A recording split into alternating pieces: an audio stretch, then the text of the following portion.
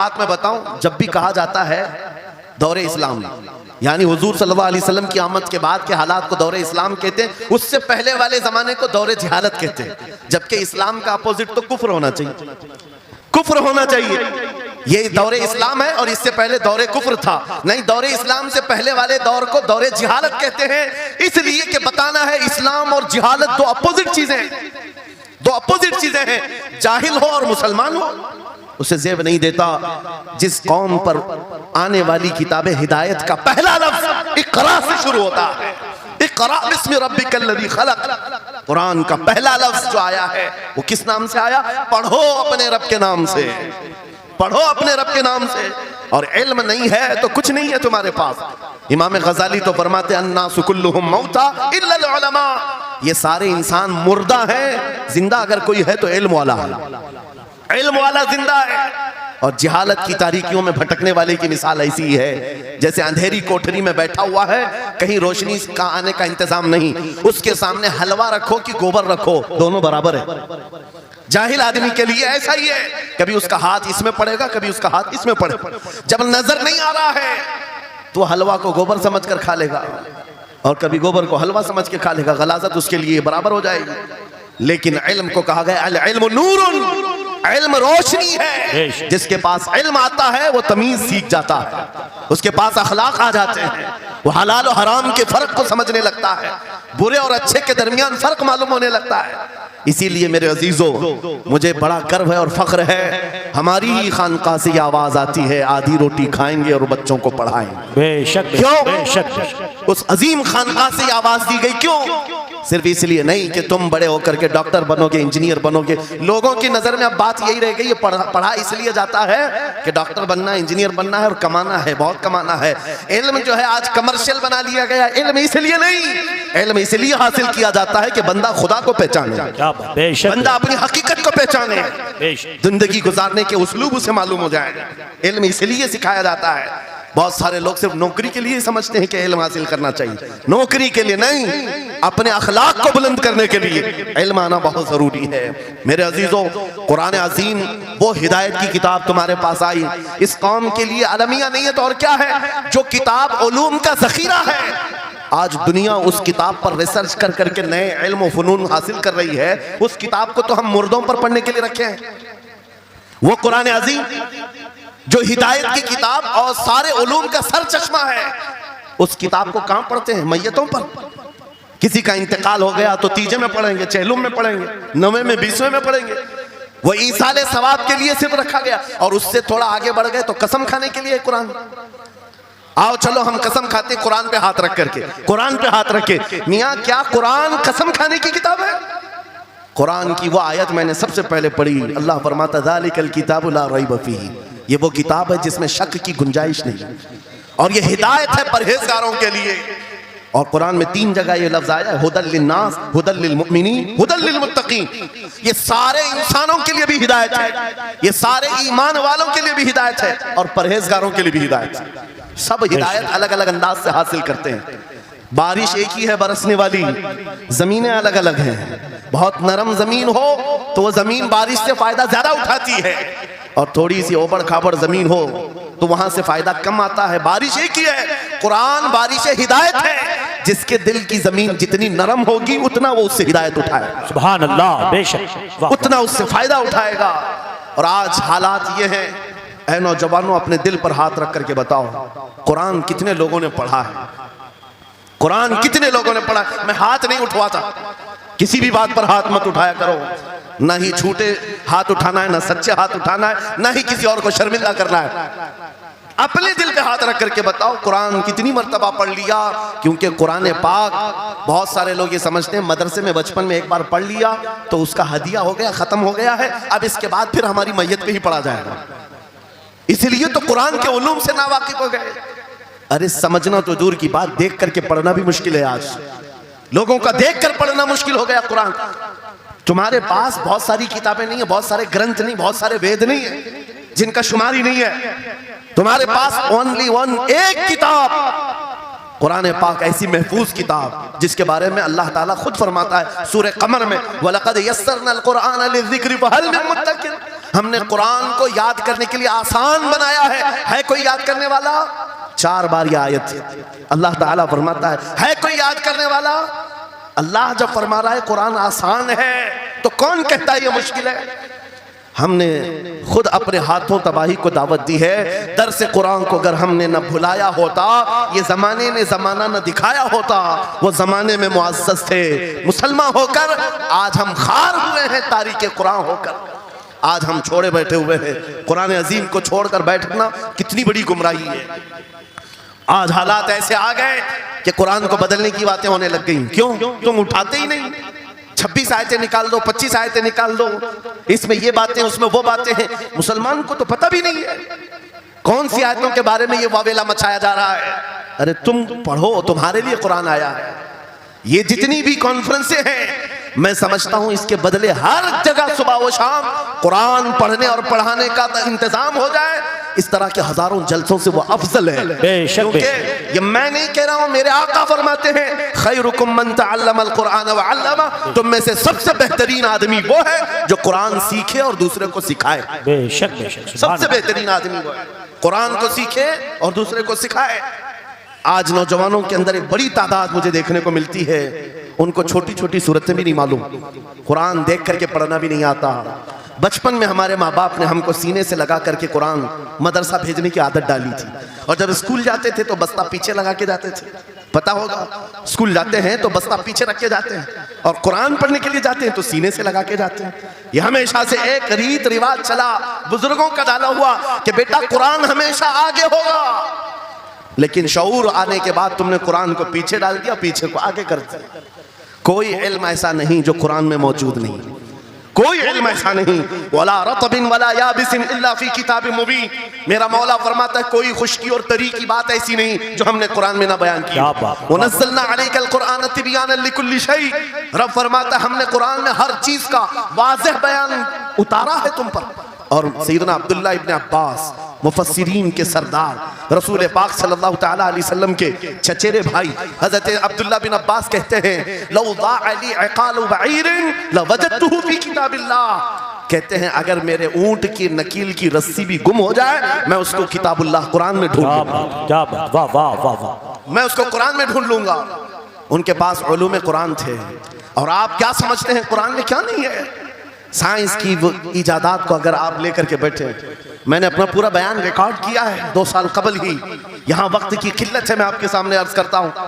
16वीं सदी के बाद या 18वीं सदी के बाद साइंस की तरक्कियात ने अपना पैर जमाना शुरू किया है इस रुए जमीन पर, जबकि मेरे मुस्तफ़ा करीम सल्लल्लाहु तआला अलैहि वसल्लम की जुबान अक़दस से निकले हुए कलमात जो कुरान में मौजूद हैं, उठाओ और मैं बताता हूँ हर चीज का इल्म कुरान में मौजूद है। जब कोई सोनोग्राफी का इंतजाम नहीं था, ना सीटी स्कैन हो सकता था, ना एक्सरे का कोई इल्म किसी के पास था, उस वक्त कुरान कह रहा है एम्ब्रियोलॉजी के बारे में। एम्ब्रियोलॉजी क्या है? बच्चा पैदा होने की जो उसके नशो नुमा की जो मुद्दत होती है, किस तरह पेट में बच्चे की तख्लीक होती है। कुरान में मौला फरमाता है सुम्मा जअलनाहु नुत्फतन फी क़रारिन मकीन सुम्मा खलक़ना नुत्फत अलक़तन फ़ख़लक़ना अलक़त मुद्ग़तन फ़ख़लक़ना मुद्ग़त इज़ामन फ़कसौना इज़ाम लहमा सुम्मा अंशअनाहु ख़ल्क़न आख़र फ़तबारकल्लाहु अहसनुल ख़ालिक़ीन। मौला फरमाता है हमने नुत्फे से अलक़ा बनाया। नुत्फा क्या है? स्पर्म का वो एक कतरा जो मर्द के जरिए से औरत के रहम में जाता है, उसके बच्चे की थैली में जाता है, एक नुत्फा, एक बूंद, जिसको नुत्फा कहा गया है। मौला फरमाता है हमने नुत्फे से अलका बनाया। अलका किसको कहते हैं? साइंस में पढ़ने वाले अगर स्टूडेंट्स हो तो समझ जाएंगे। अगर कोई मेडिकल साइंस का कोई स्टूडेंट है तो उसे मालूम होना चाहिए एम्ब्रियोलॉजी में चिपचिपा हुआ च्युइंगम जो होता है उसको अलका कहते हैं अरबी में। और आज साइंस ये कहती है कि पहले बाप के नुत्फे के एक कतरे से एक छोटा सा खून का टुकड़ा बनता है जो चिपचिपा होता है, फिर उसके बाद एक गोश्त का टुकड़ा होता है, फिर उसके बाद उसमें हड्डियां बनती हैं, फिर उसके बाद उस पर चमड़ियां आती हैं, फिर उसके बाद उसकी आंखें, सारी चीजें बन जाती हैं। ये प्रोसेस है 9 महीने माँ के पेट में, और हर एक के वीक्स गिने हुए हैं। फर्स्ट वीक में क्या होता है, सेकेंड वीक में क्या होता है, थर्ड वीक में क्या होता है, एम्ब्रियोलॉजी का पूरा इल्म है। साइंस आज 21वीं सदी में इस एम्ब्रियोलॉजी को तुम्हारे सामने ला रही है। अरबों के उस दौर की बात कर रहा हूं जहां लोगों को घर बनाने का इल्म नहीं था और कुरान मां के पेट में पैदा होने वाले बच्चे की तख्लीकात बयान कर रहा है। नारे तकबीर, नारे रिसालत, फैज़ाने कुरान मुक़द्दस, फैज़ाने शेखुल मशाइख, नारे तकबीर, नारे रिसालत। वाह वाह। मशहूर साइंसदान है फ्रैंक प्रेस नाम से, जिसने ये थ्योरी दुनिया को बताई कि अरदियात जमीन के अंदर जो वसात हो रही है, और उसके बाद उसने कहा था, फ्रैंक प्रेस नाम का अंग्रेज मौर्रिख और अंग्रेज साइंसदान ने कहता है जमीन जो है पानी के ऊपर है, और ऐसे ही पानी के ऊपर कोई चादर बिछा दी जाए तो कभी चादर इधर हो सकती है, कभी उधर हो सकती है। इस चादर को मजबूत रखने के लिए इस पर पहाड़ों का होना बहुत जरूरी है। ये 19वीं सदी में फ्रैंक प्रेस कह रहा है, और मेरा मौला कुरान में फरमाता है, अल्लाह ताला फरमाता है वल जिबाल औतादा, हमने पहाड़ों को मेख बना करके जमीन पर गाड़ा। वाह वाह, बेशक ये जमीन को हिलने नहीं देते पहाड़। अरदियात का इल्म, एस्ट्रोनॉमी के बारे में, एस्ट्रोलॉजी के बारे में कुरान में मौजूद उलूम आप पढ़ो। जूलॉजी के बारे में, जानवरों के उलूम के बारे में कुरान में पढ़ो।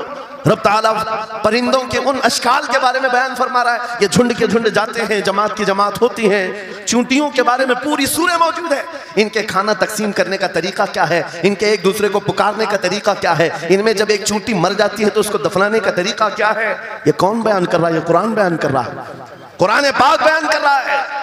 जब तरक्कियात इस कदर आगे आ गई कि मशीनों के सहारे से आज जर्रे को देखा जाता है, परखा जाता है, और फिर दुनिया को बताया जाता है ये हमारी तहकीक है, और कुरान उस जमाने में बयान कर रहा है। मेरे अजीजों, एक बात बताता हूँ, 18वें पारे में सूरह नूर में एक आयत आई है, उस आयत के बारे में मैं बताता हूँ बाद में। लेकिन 18वीं सदी में एक साइंसदान जो अमेरिका की सफर पर था, उसने अटलांटिक ओशियन में एक जगह ऐसी देखी जहां पर इतना अंधेरा है कि हाथ निकालो तो भी नजर नहीं आए, सूरज की रोशनी भी नहीं पड़ती। वापस आकर के उसने कहा मैंने एक ऐसी जगह दरियाफ्त की है जहां सूरज की रोशनी ही नहीं पड़ती और अपनी आंखों को कुछ नजर नहीं आता। अगर हाथ निकाल करके देखो, समंदर के बीचों बीच अटलांटिक ओशियन, ये कोई तालाब का नाम नहीं है, ये लंबा सफर तय करके कोई एक जगह को ढूंढ लिया एक साइंसदान, और आकर के दुनिया को बता रहा है मैंने एक ऐसी जगह मालूम की जहां पर खूब अंधेरा होता है, हाथ भी नजर नहीं आता। जब वो आकर के बताता है, एक आलिम रब्बानी ने कुरान की आयत पढ़ी, मौला कुरान में फरमाता है इज़ा अखरज यदहु लम यकद यराहा व मन लम यजअलिल्लाहु लहु नूरन फमा लहु मिन नूर। कुरान में अल्लाह फरमाता है ज़ुलुमातुम बअदुहा फौक़ बअद, एक जगह हमने ऐसी बनाई है जहां अंधेरियों पर अंधेरियां हैं, जहां हाथ भी निकालोगे तो हाथ नजर नहीं आएगा। कुरान में 1400 साल पहले ये जब बात आई, उस साइंसदान को बताया गया, ये तो अल्लाह ने कुरान में बयान किया है। अब और ताज्जुब की बात क्या है, सुनो। वो आया साइंटिस्ट, कहा ये किसकी बयान की हुई किताब है? कहा मोहम्मद रसूलुल्लाह की, मक्का में पैदा हुए, मदीने में जिंदगी गुजारी, आखिर थी। उसने कहा मैं उनके बारे में जानना चाहता हूँ, हो सकता है वो समंदरों के बहुत बड़े माहिर थे, वो समंदरी उलूम के बारे में बहुत कुछ जानते थे, उन्होंने जिंदगी का बहुत सारा हिस्सा समंदरों के सफर में गुजारा होगा। उस जमाने में उनको अटलांटिक ओशियन में मौजूद यह अंधेरा कैसे पता चला? ताज्जुब की बात है, हैरत की बात है। जब उस साइंसदान से कहा गया, ए अजीज, हकीकी बात तो यह है कि पूरी 63 साल जिंदगी में मेरे आका एक बार भी समंदर के पास नहीं गए, एक बार भी इत्तेफाक नहीं हुआ। तब वो कहता है जो बंदा कभी समंदर के सफर पर गया ही नहीं और वो अटलांटिक ओशियन में मौजूद अंधेरियों की बात करता है, तो फिर ये अपने पेट से नहीं, ये अल्लाह की बात कर रहा है। क्या बात, बेशक ये खालिक समंदर की बात कर रहा है, जिसने वो अंधेरियां पैदा की। मेरे अजीजों, आपसे मेरा खिताब इसलिए है कि जो ज़ख़ीरे अल्लाह ताला ने हमारी किताब मुक़द्दस में रखे हैं, इसको हल करते करते लोगों के बाल सफेद हो गए, और तुम तो अखलाक सीखने के लिए ऐसे लोगों के पास जाते हो जिनको पेशाब करने का तरीका नहीं मालूम। क्या बात, बेशक। कुरान के उलूम क्या कम है तुम्हारे पास? अब मैं आता हूं, ये तो साइंसी बातें हो गई, मैथमेटिक्स तो पूरा कुरान में इतना है, बयान करते करते मैं सुबह कर डालूं। कुरान पाक के अददी एजाजात, कुरान पाक के हिसाब, रियाजी, मैथमेटिक्स के फंडे, बहुत कुछ है। फिजिक्स के बारे में है, ज्योग्राफी के बारे में है, अलजिब्रा के बारे में है, साइंस के बारे में है। ये तमाम उलूम तो एक मिसाल के तौर पर मैं आपके सामने रख रहा हूँ, लेकिन अफसोस मैं उस कौम से बात कर रहा हूँ जिस कौम ने कुरान को छूना भी बंद कर दिया है। जाकर के देखें, आज ही जाकर के देखें, घरों के अंदर तुम्हारे टीवी, फ्रिज और वॉशिंग मशीन तो धूल से साफ होंगे, रोजाना साफ करते होंगे, कुरान को हफ्ते हो गए कभी छुआ भी नहीं। गर्द जमी हुई, धूल लगी हुई है। कुरान के साथ ये नाइंसाफी बंद कर दो, कुरान के साथ ये दोहरा मेयार बंद करो।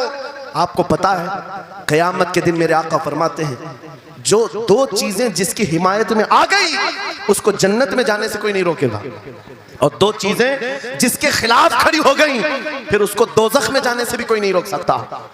हुजूर से पूछा गया वो दो चीजें क्या हैं? हुजूर फरमाते हैं जिसकी हिमायत में रमजान और कुरान खड़े हो गए उसका जन्नत में जाना तय हो जाता है। वाह वाह। और जिसके खिलाफ खड़े हो गए रमजान और कुरान, हुजूर फरमाते हैं फिर उसका दोज़ख में जाना तय हो जाता है। अल्लाह अकबर।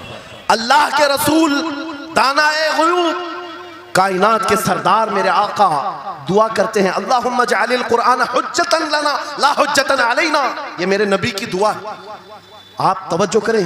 हुजूर जब ये दुआ कर रहे हैं ऐ अल्लाह कुरान को क़यामत के दिन मेरा हिमायती बना, मेरे खिलाफ ना बना। क्या बात, वाह। साहिब कुरान खुद कह रहे हैं क़यामत के दिन इसको हमारे खिलाफ ना खड़ा कर, कुरान को हमारा हिमायती बना। ऐ लोगों हम कौन सी जिंदगी गुजार रहे हैं आज? बहुत दूर हम आ चुके हैं, बहुत दूर हम आ चुके हैं। आज कुरान की तालीम को भी इतना सस्ता समझा जाता है, इतना सस्ता कि आपके पास अगर बच्चे के पास टाइम हुआ तो मदरसा भेजो, नहीं तो छोड़ो जाए। मदरसों में आने वाले वो बच्चे जिनकी नाक बह रही हो, कपड़े ढंग के ना हो, कारी साहब और हाफिज साहब खुद ही उसको साफ भी करें, खुद ही पढ़ा करके भी भेजे। क्या तुम अपने वक्त की मशहूर कॉन्वेंट स्कूल में भी इसी तरह अपने बच्चों को भेजते हो? वहां पर गैर हाजिरी से कितना डरते हो, अपनी छुट्टियां तर्क कर देते हो, रिश्तेदारों से मिलना बंद कर देते हो। नहीं, बच्चे की स्कूल छूट सकती है, लेकिन कुरान के साथ कैसा दोहरा सलूक है, कुरान के साथ कैसा मेयार है। आपको मैं बताता हूँ, इमाम हमारे सिराजुल उम्मा इमाम आजम अबू हनीफा रज़ी अल्लाह ताला अन्हु अपने बेटे को जिस कारी कुरान के पास पढ़ने के लिए भेजा करते थे, कारी साहब ने इमाम आजम के बच्चे को पूरा कुरान पढ़ा दिया। नाजरा कुरान की बात कर रहा हूँ। जब पूरा कुरान बच्चे ने पढ़ लिया तो इमाम आजम अबू हनीफा को ये मुबारकबादी दी गई कि आपका बच्चा पूरा कुरान पढ़ चुका है हाफिज साहब के पास। तो हाँ, इमाम आजम बड़े ताजिर थे अपने जमाने के, उन्होंने क्या किया, उस कारी साहब को 4 लाख दिरहम नजराने में भेजा। सुभान अल्लाह। कितना? 4 लाख दिरहम चांदी के सिक्के होते थे। इमाम आजम अबू हनीफा ने जैसे ही कारी साहब के पास जो कुरान पढ़ाए थे ये नजराना भेजा, उनके पास ये नजराना पहुंचा, 4 लाख तो छोड़ो, आज के ज़माने में 4000 भी किसी को देता नहीं। हाफिज कुरान अगर किसी बच्चे को पढ़ाया है, और मैं मांग भी नहीं रहा हूं कौम से, इमाम आजम की बात बता रहा हूं। जब नजराना कारी साहब को पहुंचा, उन्होंने देखा 4 लाख दिरहम मेरे पास आए, इतनी बड़ी रकम, बच्चे को खाली कुरान ही पढ़ाया था। दौड़े दौड़े वापस इमाम आजम अबू हनीफा के दौलत कदे पर आ गए, घर पर आए, कहा हुजूर आपसे मैं ये पूछना चाहता हूँ कि गलती से तो ये रकम मेरे पास नहीं आ गई, ये किस लिए दी गई है? कहा कि ये तो आपने कुरान बच्चे को पढ़ाया, मैंने हदियतन भेजा है। कहा हुजूर सिर्फ नाजरा कुरान ही तो पढ़ाया, इतनी बड़ी रकम? इमाम आजम अबू हनीफा ने कहा कारी साहब आज चले जाओ, और अपने बेटे को बुलाया, इधर आ बेटा, कल से इस हाफिज के पास पढ़ने के लिए तू हरगिज नहीं जाएगा, कल से इसके पास तू इल्म हासिल करने नहीं जाएगा। बच्चे ने पूछा हुजूर क्या हो गया? कहा जो बंदा मेरे 4 लाख दिरहम को कुरान से बड़ा समझता है मैं उसके पास अपने बेटे को नहीं पढ़ा सकता। वाह वाह वाह वाह। मैंने तो कुरान का एक हर्फ की कीमत नहीं अदा की, उसने कुरान के ऊपर मेरी रकम को समझ लिया। आज हमने कुरान को कहां समझ लिया है? वो इमाम आजम अबू हनीफा फरमाते हैं जो कुरान से ज्यादा माल को अहमियत देता है उसके पास बच्चों को पढ़ाओ भी मत, ना पढ़ाओ। अजीज़ा ने गिरामी वक़ार, हमारा ये दोहरा सलूक, हमारा ये दोहरा मेयार कुरान के साथ जो हमारी नाइंसाफ़ी है हमें अखलाकी पस्ती में लाकर खड़ा कर चुकी है, अखलाकी पस्ती में लाकर खड़ा कर चुकी है। अरे हम देख रहे हैं आयरा गैरा नत्तू खेरा हमें सिखाने आ रहा है, बढ़ाने आ रहा है कि तुम्हें डेवलपमेंट के बहुत सारी चीज़ें बताई जाती हैं कि तुम्हारी पर्सनालिटी डेवलपमेंट क्या होती है। अलीगढ़ वाले तो नौजवान बहुत सारे जो स्टूडेंट्स हैं जानते होंगे, बीए कर लिया, एमए कर लिया, बीकॉम कर लिया या कुछ भी कर लिया, डिग्री हासिल कर लिया। बड़ी बड़ी कंपनियां आज पूछती हैं कि इसके पास पर्सनालिटी डेवलपमेंट है या नहीं। ये क्या है पर्सनालिटी डेवलपमेंट? कुछ बड़े बड़े शहरों के नौजवान हमारे पास आए थे, कहा हम कोर्स कर रहे हैं। कहा मैंने पूछा इसमें होता क्या है? कहा कहा इसमें सिखाया जाता है बैठना कैसा है, लोगों से मिलना कैसे है, खाने के लिए बैठे तो चम्मच कहाँ रखना है, बर्तन कहाँ रखना है, लोगों से हैंडशेक कैसे करना है, ये सारी चीजें सिखाई जाती हैं। मैं नौजवानों से पूछा कि अच्छा कितने महीने का, कहीं 6 महीने का, कहीं साल भर का।